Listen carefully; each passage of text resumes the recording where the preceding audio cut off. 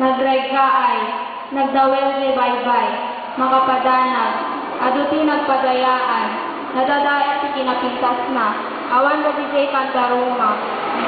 At dapat iyong agsursurvey nga Taiwanese nga pangaramidan ti kalsada nga agsimpo di San Vicente. At dakano tinangala ti sampol ti Black Sand. Okay, thank you. Second group. Ti sumpat ti grupo mi, umas asideg nga kabaybayan, nga regreg kanayadayo nga Kandaruma, natikapan nga sementado madalan, nga danom ti insigida nga matang-awan. Marmar pa nga pantok, nga luknay nga anay, kinakadkadlaw nga panagpukaw, tinangisik nga anay. Thank you. Dagitoy isumbat, dagiti ka grupo. Muna, erosyon, umas asideg ti danong nga agtipang itiigid ti baybay. Naluknay, dayday daga, naiyano, dagiti Kandaruma nga iso ti tipeng iti baybay. Ken iti maalarma nga agpadpadaya iti danom iti baybay ket saan nga maatipa ken awan ti seashore nan.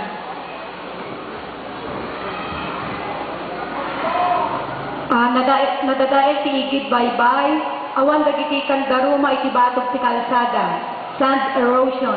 Almost 100 meters iti naawan nga sapad, dagiti turod ket bipaban. Dagitoy isungbat ti kagrupo. Agtiptipang di baybay, awan dagigay Kandarumaan. Jay kalsada na rukipan payen aduti nagpadayaan di baybay. Agtiptipang awan ti Black Sand jay daga. Adayoon na iti nakapadayaan di baybay. Awan pa iti Kandaruman. Delikado nga pagtitigosan. Jay kalsada na rigaayen. Nakarkag jay dagan umasidig ti baybay awan ti anayen. Nakarkad di anay nga ang mangsipa di baybay.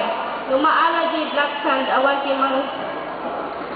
mangpatangken ti anayen. O dati bagyo nan awan ti sarapa di baybay ka awan met di panpantot kan Kandarumaan.